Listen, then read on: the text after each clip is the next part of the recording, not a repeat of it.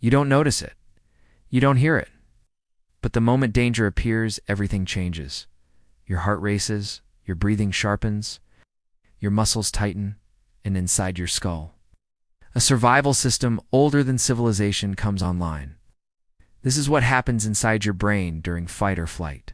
Scene 1. The spark amygdala activation. It starts with something small. A loud bang. A shadow moving too fast. A face that looks angry. Your eyes send visual data to the thalamus, the brain's relay station, and in milliseconds, the signal is passed to a small, almond-shaped structure buried deep in your temporal lobe. The amygdala. The amygdala does not think, does not reason. The moment it detects danger, it triggers the alarm. This happens before you consciously understand what you're seeing, before you say that's dangerous. Your amygdala has already decided. Scene 2. The command center hypothalamus takes over once activated. The amygdala sends an urgent signal to the hypothalamus. The hypothalamus is small, but it controls survival systems.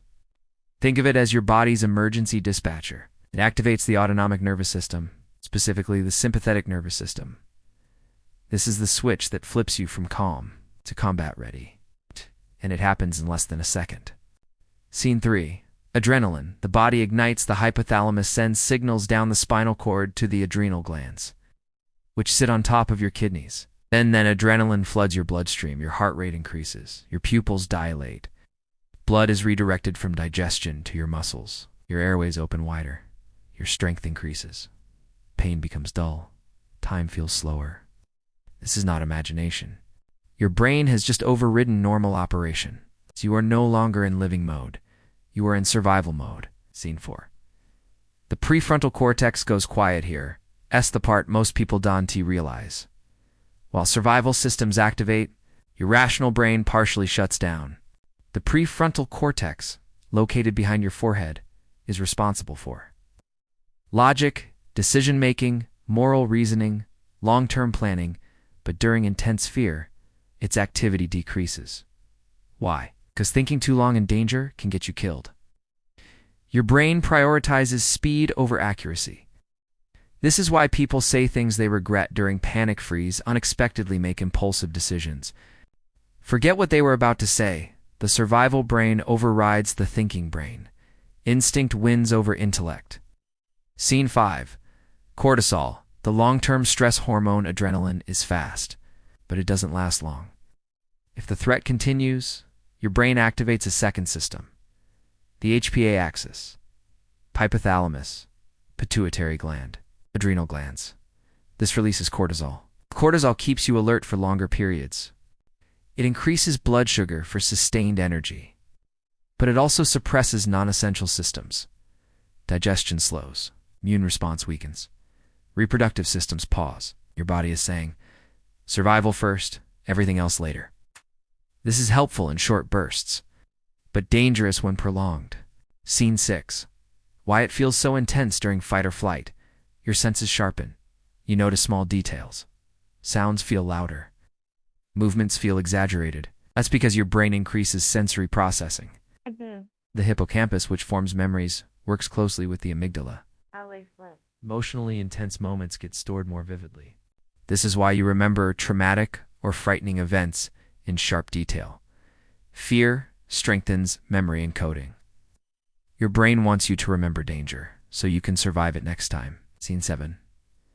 When the system malfunctions, this survival response is ancient. It evolved when threats were predators, war, immediate physical danger. But today, your brain reacts the same way too. Emails, arguments, social rejection, financial stress. The amygdala doesn't distinguish between a tiger and an angry message notification. So the fight or flight system activates even when you're physically safe. If this happens too often, cortisol stays elevated. And over time, chronic stress can shrink parts of the hippocampus, increase anxiety, sensitivity, impair memory, disrupt sleep, weaken immunity. The survival system was designed for short bursts, not modern life. Scene 8. The recovery, returning to calm after the threat passes, another system activates. The parasympathetic nervous system. This is your rest and digest mode.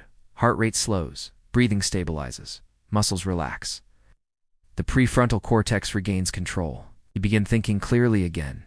But the speed of recovery depends on how intense the fear was, how often you experience stress, your emotional resilience, sleep quality, lifestyle habits. Your brain can reset, but it needs space to do so.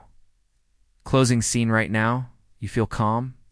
But inside your skull lives a survival machine millions of years old, a system that can shut down logic, flood your veins with adrenaline, override pain, alter memory, prepare you to fight or run in less than a heartbeat. It is powerful, it is automatic, and it is always watching. The next time your heart races, remember, your brain is not trying to hurt you. It is trying to protect you. This is NeuroNoir, where we explore the darkest, most powerful systems inside the human brain. Subscribe to understand the mind before it controls you,